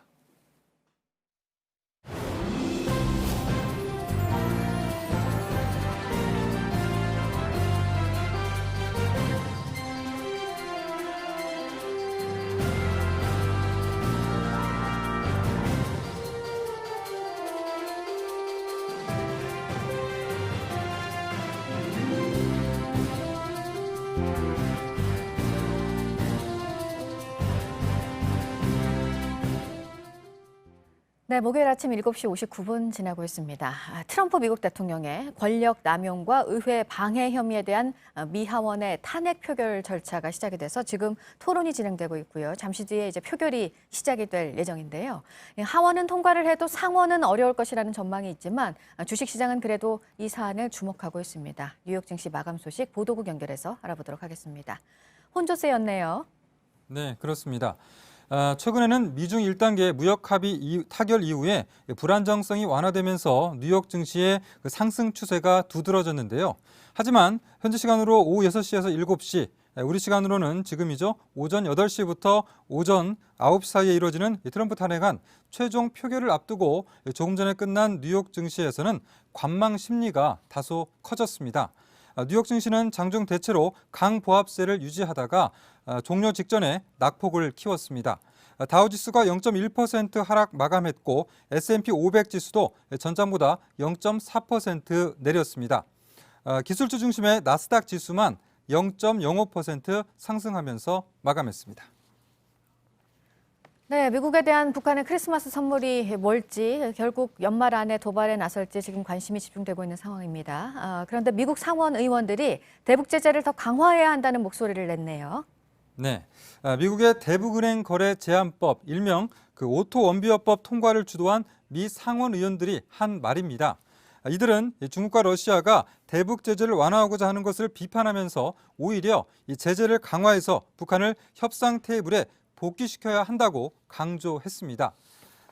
민주당의 크리스 반 홀렌 상원의원은 기자회견에서 북한이 성탄절 무렵에 미사일 시험 발사를 할 수 있다는 찰스 브라운 미 태평양 공군사령관의 발언을 거론하면서 북한이 무엇을 생각하든지 북한이 도발하면 추가 경제 압박으로 대응할 것이라는 이러한 분명한 메시지를 보내는 게 중요하다고 답했습니다. 네, 그리고 오늘 새벽에 강원도 홍천에 있는 한 주택에서 불이 나서 한 명이 숨졌다는 소식이 들어왔습니다. 불은 오늘 새벽 1시 11분쯤 발생했습니다. 강원도 홍천군 서면 동방리의 한 조립식 주택에서 불이 나서 1시간여 만에 꺼졌는데요. 집안에 있던 남성 한 명이 숨지고 주택이 모두 불에 탔습니다. 불은 꺼졌지만 아직 이 남성의 신원은 확인되지 않고 있습니다. 경찰과 소방당국은 화재 원인과 또 정확한 피해 규모 등을 조사하고 있습니다. 지금까지 아침엔 지금 JTBC 이재승입니다. 검찰이 유재수 전 부산시 경제부시장에 대한 청와대 감찰 무마 의혹과 관련해 조국 전 법무부 장관을 어제 다시 불러서 조사했습니다. 지난 16일에 이어 이틀 만입니다. 그리고 김기현 전 울산시장에 대한 청와대 하명 수사 의혹과 관련해서는 어제 국무총리실 압수수색이 진행됐습니다. 검찰은 김기현 전 시장 첩보 관련 자료를 확보하고 첩보 생성 과정을 밝히는 데 주력하고 있습니다. 백성문 변호사 자리에 함께했습니다. 어서 오십시오. 네, 안녕하세요. 네, 먼저 조국 전 법무부 장관 어제 소환 조사 얘기부터 해보죠. 어제도 역시 진술 거부권을 행사하지는 않고 자신의 입장을 적극적으로 밝혔다고 합니다. 사실 조국 전 장관의 비위 혐의를 크게 생각하면 가족 관련 그 부분 관련해서 전부 진술 거부권 행사했죠. 거기에서는 누군가가 조국 장관의 불리한 진술을 하지도 않았고 조국 장관이 무언가 증거상 명백해서 해명해야 될 것들이 어찌 보면 그렇게 많지 않았다면 또 검찰에 대한 항의 표시도 있었고요. 이번에 이제 유재수 전 부산 경제부시장의 감찰 무마 의혹과 관련해서는 일단 최종 책임자가 조국 그 당시 전 민정수석이고요. 그리고 지금 백원우 전 민정비서관이나 박형철 반부패 비서관 전부 조국 전 장관을 사실상 지목한 거나 마찬가지 상황 아니겠습니까? 그렇죠. 그렇기 때문에 여기서 묵비권을 행사하면 훨씬 불리해질 수밖에 없습니다. 그래서 일단 조국 전 장관 입장에서는 그럼 도대체 왜 감찰 중단을 결정했느냐 이 부분에 대해서 검찰이 이해할 수 있을 만한 납득할 만한 설명을 해야 되는데 첫날도 정무적 판단이라는 표현을 썼죠. 그러니까 쉽게 말하면 그렇습니다. 지금 유재수 부시장 관련된 비위가 드러나서 영장까지 발부가 되고 기소까지 됐지만 우리는 강제조사권이라는 것도 없고 우리가 그때 봤을 땐 이 정도라면 감찰 중단이 적절했다. 그러니까 쉽게 말해서 불법은 아니고 다소 부적절했을지는 모르겠지만 불법은 아니다는 취지의 그런 진술을 계속 유지하는 것으로 좀 보입니다. 네, 민정수석이었던 당시 정무적 최종 책임은 자신에게 있다라고 말을 하는 것은 다른 측면에서 보면 법적인 책임은 자신에게 없다. 이걸 주장하기 위한 것으로 보여요. 네, 맞습니다. 불법은 아니다라는 거죠. 그러니까 그 당시에 우리가 이런 정도의 자료를 기초로 해서 감찰 중단을 결정을 한 건 적절했을지는 모르나 그래도 그 당시에 그러니까 민정수석의 권한이고 이건 법 내에 들어와 있는 것이다라는 취지예요. 그래서 검찰이 계속 강조하고 있는 게 뭐냐면 청와대가 그때 다 알고 있었다. 이걸 계속 강조하고 있는 거예요. 그러니까 유재수 전 경제부시장의 그 당시에 비위 의혹 관련해서 유재수 전 부시장이 그 당시에 텔레그램 관련해서 이제 휴대폰 포렌식도 동의를 하고 대면 조사까지도 다 했습니다. 그렇다면 지금 나와 있는 비위 사실과 관련해서 그 당시 청와대도 대부분 알고 있었을 것이고 민정수석실에서 그걸 알고 있었으면 감찰 중단을 결정하는 건 검찰 입장에서 보면 직권 남용이고 그냥 뒀다면 직무유기가 된다는 게 검찰의 시각이고요. 지금 말씀하셨던 것처럼 조국 전 장관은 지금은 이렇게 명확할지 몰라도 그때 당시에는 명백하게 드러난 게 아니고 당사자가 또 감찰받는 걸 원하지 않는 상황이어서 우리가 강제할 수 있는 방법이 없어서 어쩔 수 없이 감찰 중단을 지시했다. 이 두 가지 논의가 계속 되는데 검찰 입장에서는 그래서 그 당시 청와대에서 어느 정도 유재수 전 부시장에 대한 소위 말하는 비위 자료들이 확보가 됐었는지 그에 대한 지금 그 어찌 보면 수사에 지금 집중하고 있는 상황입니다. 네, 현재 검찰이 조국 전 장관 수사에 대한 뭐 얘기들을 전혀 하지 않고 있기 때문에 네. 뭐 이건 밝힐 수 없는 상황이 됐고요. 네, 현재 맞습니다. 어떻게 어느 단계까지 수사가 진행이 됐는지는 정확하게 파악하기는 어려운 상황입니다만 네. 어때요? 이 사건과 관련해서 조국 전 장관에 대해서 구속영장을 청구할 가능성이 있다고 보십니까? 사실 그 부분은 굉장히 조심스러운데요. 일단은 조국 전 장관을 소환을 했다라는 건 나머지 부분에 대한 조사는 어느 정도 정리가 됐다는 뜻입니다. 그러니까 결국은 최종적으로 법적 책임을 이 사안에서 져야 될 가능성이 높은 사람이 검찰 입장에서 보면 이제 조국 그 당시 민정수석 아니겠습니까? 그러면 최종 책임자를 부르기 전에 어떻게 해야 될까요? 나머지 조사를 다 마치고 마지막에 부르는데 통상적으로 직권남용이나 직무유기 가지고 구속영장을 청구하는 예는 그렇게 많지 않습니다만 우리가 저번에 봤었던 국정농단 사건 때 직권남용이나 직무유기로 굉장히 많은 분들이 구속이 됐었죠. 왜냐하면 이거는 단순한 그 일개 공무원의 직권을 조금 남용한 정도 수준이 네. 아니라 이건 어찌 보면은 굉장히 주요한 국가 행정권의 행사에서 이런 문제들이 발생한 것이기 때문에 그 전례에 비춰본다면 또 조국 전 장관은 현재 혐의를 부인하고 있고요. 그런 경우에 검찰은 구속영장 청구할 가능성이 다소 높지 않을까 전례에 비춰봤을 때 그렇게 보고 있습니다. 네. 청와대 민정수석실이 연루된 또 하나의 굉장히 중요한 사건, 김기현 전 울산시장에 대한 청와대 하명 수사 의혹 사건입니다. 이 부분과 관련해서 어제 국무총리실에 대한 압수수색이 진행됐어요. 이건 왜 무슨 이유로 진행이 된 겁니까? 일단 김기현 전 울산시장에 대한 하명 수사과 관련해서 최초 소위 말해서 제보가 들어갔을 때 그 제보를 처음 받았던 사람이 국무총리실 산하에 있습니다. 문무행정관이라고. 그러니까 최초의 제보를 한 사람은 알려진 대로 송병기 부산 부시장이고요. 네. 그걸 최초로 받은 사람이 지금 현재 국무총리실에 있는 그 당시에 민정수석실로 파견 나가 있었는데요. 문무행정관인데요. 그렇다면 최초에 어떤 제보가 왔었고 이 제보가 어떻게 가공이 됐고 그게 어떤 형태로 보고가 됐고 그 위에 누가 명령을 했고 이런 것들을 찾아야 되는 것이 이제 네. 검찰의 임무이기 때문에 일단은 문무행정관의 뭐 컴퓨터나 업무 일지나 이런 것들을 전체적으로 다 확보를 해서 최초의 첩보가 들어온 것부터 문서가 생성된 과정, 개입한 사람 이런 부분들에 대한 수사를 진행하기 위해서 어제 압수수색을 진행한 것 같습니다. 네. 최초의 첩보 문건을 확보하게 된다면 이 최초의 문건과 그 이후에 경찰청으로 내려보낸 청와대 그 문건을 비교하게 될 거고요. 여기에서 뭐 가공이라든지 이루어진 것들이 이루어졌다고 한다면 문제가 될 수 있다고 보는 거죠? 이제 이 문제가 뭐냐면요. 일단 청와대 해명은 일단 비위 첩보가 들어왔고 그걸 그대로 요약하고 수정한 건 없고 요약 정리해서 그냥 일선 경찰서로 내려보낸 것뿐이다.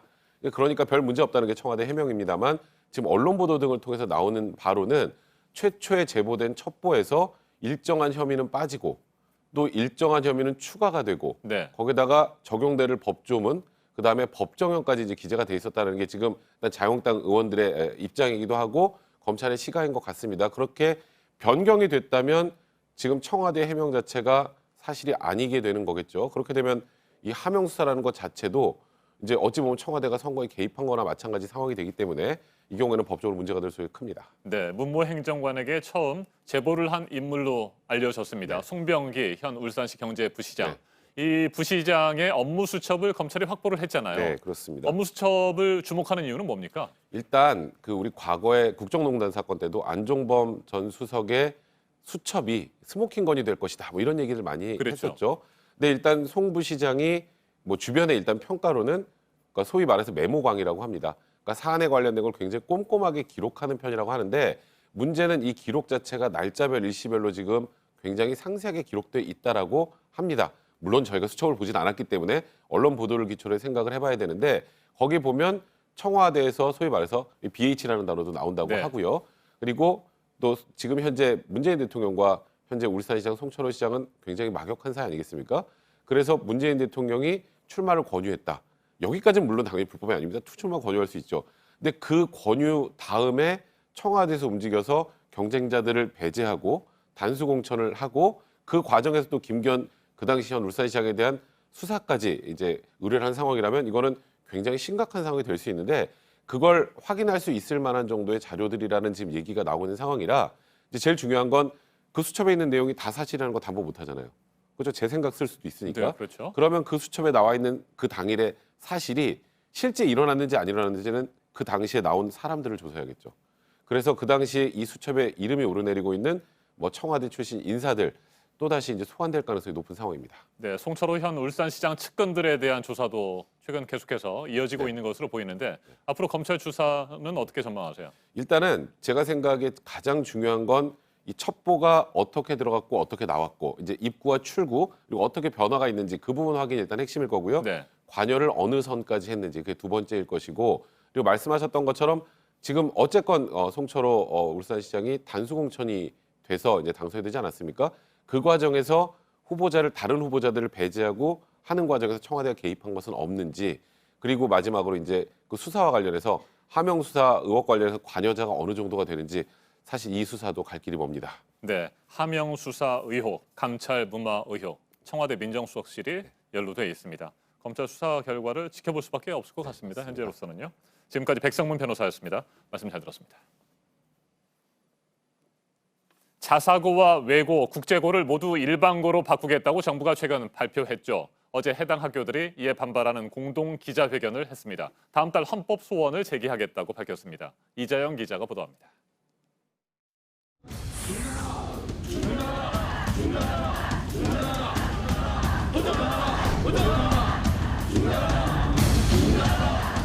수십 년간 운영해온 자사고 외고 국제고의 일괄 폐지가 과연 적법한 것인지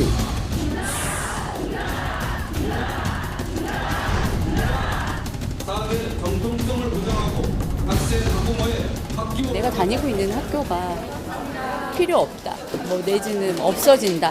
나라에서 그렇게 하니까 열심히 하고 있는 게 잘못된 건가? 해당 학교들은 다음 달에 헌법 소원을 내기로 했습니다. 외고들은 졸업생 22명으로 변호인단을 꾸렸고 청신국제고는 자사고와 함께 소송을 준비합니다. 전망은 엇갈립니다. 헌법재판소의 판례에도 보면 교육법정주의라든가 학원들이 뛰어나다고 해서 어떤 분리해서 특별한 교육을 받을 권리를 보장하고 있는 것은 아니다. 최종 결론이 나기까지 오랜 시간이 걸릴 것으로 보여 갈등은 계속될 전망입니다. JTBC 이자연입니다.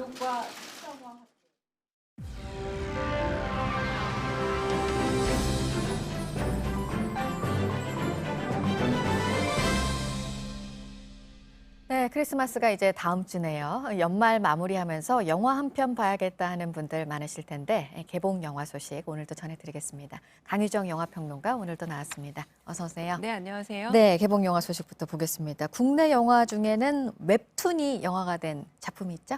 네, 시동이라는 작품인데요. 네. 아마 이제 다음 주 천문까지 개봉하게 되면 또 올해 빅3 영화들이 다 개봉하게 될 텐데 네. 그중에 첫 번째로 개봉한 작품이고요.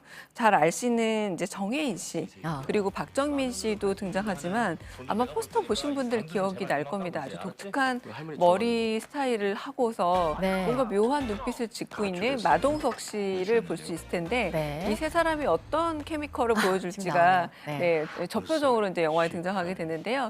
지금 박정민과 그리고 한편으로 정혜인 이 두 분은 모두 10대로 출연을 하고 있는 겁니다. 네. 18살 되게 애매한 나이, 그러니까 성인도 그렇다고 아직 사회인도 아닌 하지만 자기는 다 컸다고 생각하는 이 두 청소년이 네. 저 이제 마동석 씨와 함께 얽히면서 세상에 대해서 알아가니까 성장한다는 게 뭔지 내가 다 컸다 싶지만 어떻게 해야 진짜 어른이 되는 것인지를 배우는 영화인데요. 초반부는 저렇게 좀 재밌는 이야기들을 통해서 에피소드를 통해서 네. 좀 웃기는 게 주력을 한다면 중반 이후부터는 어머니와 아들의 관계 그리고 숨겨져 있던 비밀의 이야기들이 하나둘씩 드러나면서 좀 눈물 코드로 바뀌는 그런 작품이기도 합니다. 네, 감독이 살다 보면 시동이 켜지지 않을 것 같은 순간을 마주하게 되는데 그래도 시동을 켤 수 있다라는 네. 걸 보여주고 싶었다 이렇게 또 얘기를 맞습니다. 했어요. 네, 그래서 조금 젊은 어린 관객들을 노리고 있는 작품이라고 할 수 있겠고요. 그 어떤 여러 부분에서 소위 말하는 뭐 가출 청소년 내지는 조금 불량 청소년 이야기로도 볼 수 있겠지만 그런 것 역시도 성장의 과정이라는 점에서 이 감독은 좀 관대하게 따뜻하게 보고 싶었던 게 아닌가 싶습니다. 네, 다음으로 대적 대작 영화로도 백두산을 얘기를 안 할 수가 없습니다. 어찌 보면 되게 무서운 얘기예요. 백두산이 네. 폭발하는 얘기잖아요. 우리 가끔 이런 괴 소문을 네. 듣기도 하고요. 영화 제작비가 240억이고요. 그 덱스터라는 회사가 어떤 회사냐면 신과 함께 아시죠? 바로 네. 그 영화를 만들 때 컴퓨터 그래픽 같은 걸 굉장히 손봤던 바로 한국에서의 가장 기술적 발전을 높게 이룬 회사가 바로 덱스터인데 여기에도 역시 이런 얘기를 했습니다. 백두산에 가수가 없기 때문에 게다가 백두산 그 화산 폭발이라는 건 말 그대로 가상이기 때문에 후반 작업에 너무 많은 시간이 걸렸다라고 얘기를 했는데 이게 어제 언론 시사를 하고 오늘 개봉을 하게 됐습니다. 그러니까 그 이유도 후반 작업이 너무 오래 걸렸고 생각보다 좀 꼼꼼한 작업이 필요했기 때문이다라고 말했는데요. 근데 무엇보다 이 영화는 재난 영화입니다. 백두산이 폭발했을 때. 그런데 이 4차 마그마 폭발이 일어나면서 4차가 진짜 재앙이니까 그것만은 막기 위해서 어떻게 해야 될까라고 했을 때 지금 북한이 가지고 있는 ICBM을 통해서 여러 경로를 통해 오히려 그걸 좀 힘을 약화하게 해보겠다라고 마음을 먹고 하정우 씨는 그러니까 그 무기를 해체하는 반의 그런 군인이고요. 네. 그리고 이병헌 씨는 일종의 스파이로 등장을 해서 ICBM이 어디 있는지 알고 있는 그런 북한 요원으로 나오게 됩니다. 그래서 이 두 사람이 어떻게든 이 이제 화산의 마지막 폭발을 막아보고자 하는 그런 이야기들을 다루고 있는데 재미있는 거는 굉장히 개그 코드와 코미디 코드에 신경을 써서 거의 시종일관 두 사람이 만담 개그 콤비처럼 그 말장난을 끝까지 이어간다라는 게 좀 의외의 포인트라고 할 수 있겠습니다. 네, 뭐 지금 말씀하신 대로 뭐 이병헌, 하정우 씨도 나오지만 지금 보니까 마동석 씨도 이 영화에도 나오면은 마동석 두 편에 다 나오네요. 씨가 미국인이죠. 하지만 교수라서 한국에서 활동 중인 로버트로 나와서 네. 그 자신의 이름은 강복래가 아니라 난 로버트다라고 하는 얘기들도 등장하고 배수진 씨도 이번에 좀 오랜만에 하정우 씨의 아내 역할을 맡아서 등장하고 있는데요. 전대진 씨는 또 청와대 정무수석으로 이제 이 재난을 헤쳐가는 여성 캐릭터로 등장하고 있는 작품이기도 합니다. 네. 그리고 또 하나 영화는 영국의 거장 감독이 은퇴도 미루고 내놓은 작품이 또 있어요. 켄 로치 감독인데요. 나 다니엘 블레이크로 황금종려상을 이미 수상을 했고 그뿐만이 아니라 보리밭을 흔드는 바람으로 이전에도 받았던 말 그대로 거장 감독인데요. 이 켄 로치 감독을 혹시나 기억을 하신다면 이렇게 생각하시면 됩니다. 아, 유럽의 노동자 사회에 뭔가 문제가 있구나. 그러면 켄 로치 감독은 언제나 노동자 편에서 영화를 만들어주는 감독이 바로 이 감독이고요. 이번에 또 어떤 거냐, 우리도 사실 좀 낯익은 문제입니다. 택배 회사에 취업을 했다가 택배는 많이 할 수 있으면 더 돈을 많이 버는 개인 사업자잖아요. 이건 우리나라도 상황이 똑같죠. 그러다 보니 차를 좀 더 사가지고 더 많은 일을 하면 어떨까라고 대부분 우리 순진하게 생각하잖아요. 그런데 이분이 리키가 점점점 더 많은 일을 하면 할수록 오히려 더 빚도 늘어나고 더 피곤하고 생활은 더 나빠지고 그런 상태들을 보여주고 있는데 엄청난 양의 노동을 하고 있지만 그만한 가치를 되돌려받지 못하는 굉장히 고도화된 산업사회에 있어서 문제점을 보여주고 있기도 하고요. 재미있는 거는 언제나 이 켄 로치 감독은 또 비전문 배우들을 잘 기용을 하는데 이번에 주인공을 맡은 니키는 실제 배관공이라고 합니다. 연기를 해본 적이 없는. 그래서 오히려 더 리얼리티가 살아나는 작품이라고도 할 수 있겠고요. 어떻게 보자면 진짜 켄 로치 감독이 은퇴를 할 수 있다면 세상이 정말 좋아진 걸 수도 있겠다는 생각이 드는 그런 작품입니다. 네. 와닿는 말인 것 같습니다. 세 편의 영화 소식부터 먼저 봤고요.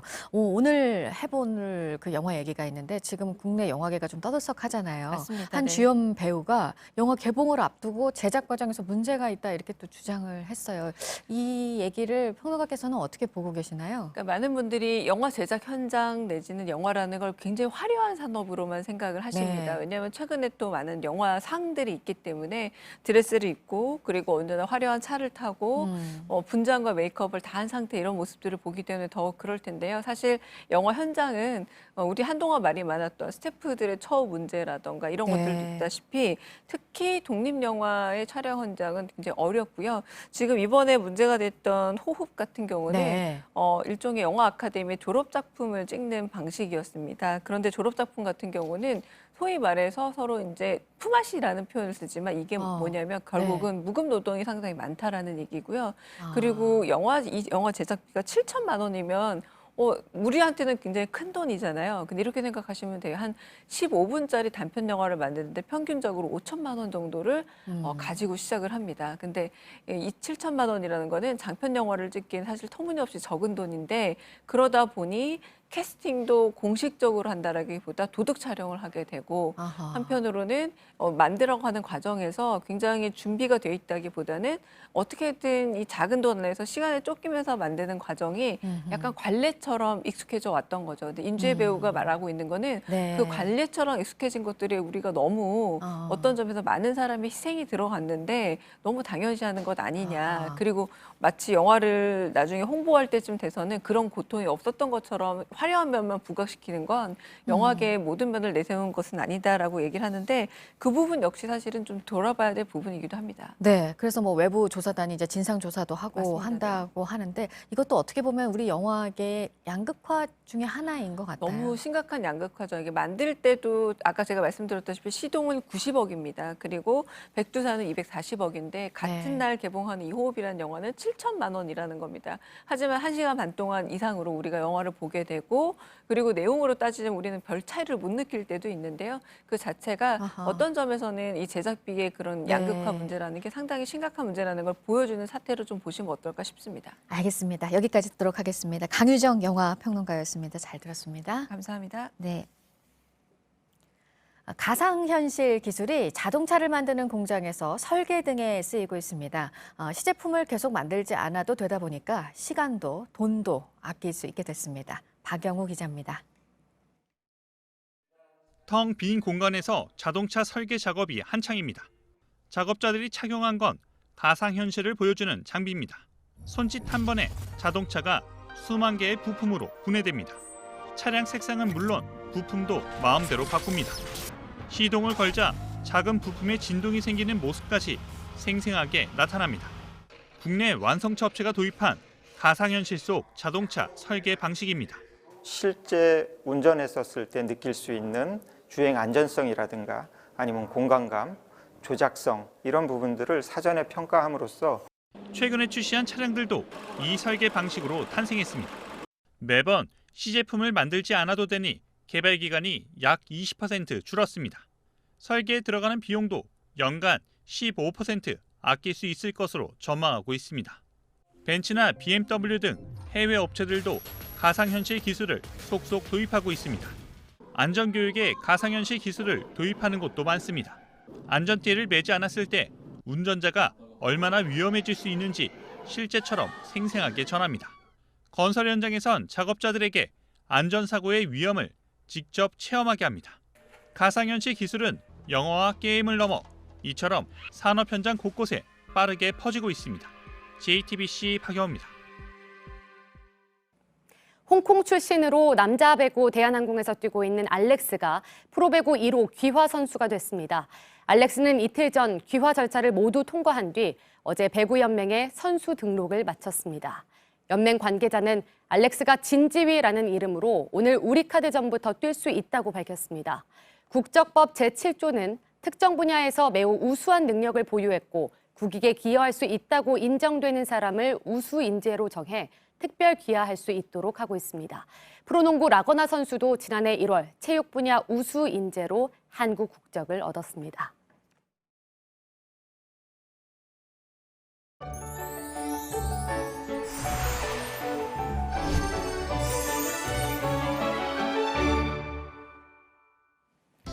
어제보다 기온 더 떨어지면서 오늘 아침 영하권 추위가 기승입니다. 현재 서울이 영하 4도, 경기도 파주 영하 8도, 강원도 철원이 영하 6도까지 떨어져 있습니다.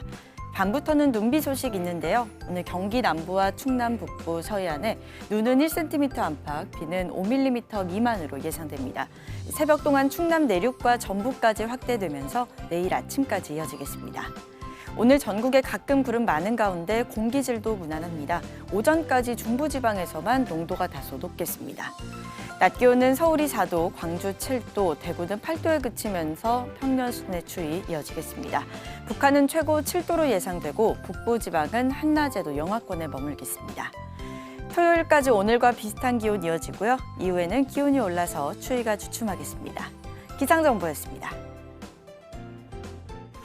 아침엔 뉴스워치, 오늘 하루 관심을 가지고 지켜봐야 할, 기억해야 할 뉴스 끝으로 정리해드립니다. 북한의 인권 침해를 규탄하고 즉각적인 개선을 촉구하는 북한 인권 결의안이 유엔 총회 본회의에서 채택됐습니다. 2005년 이후 15년 연속 채택입니다. 특히 올해는 표결 없이 전원 합의로 채택되면서 국제사회 부정적인 여론이 반영됐다는 평가가 나옵니다.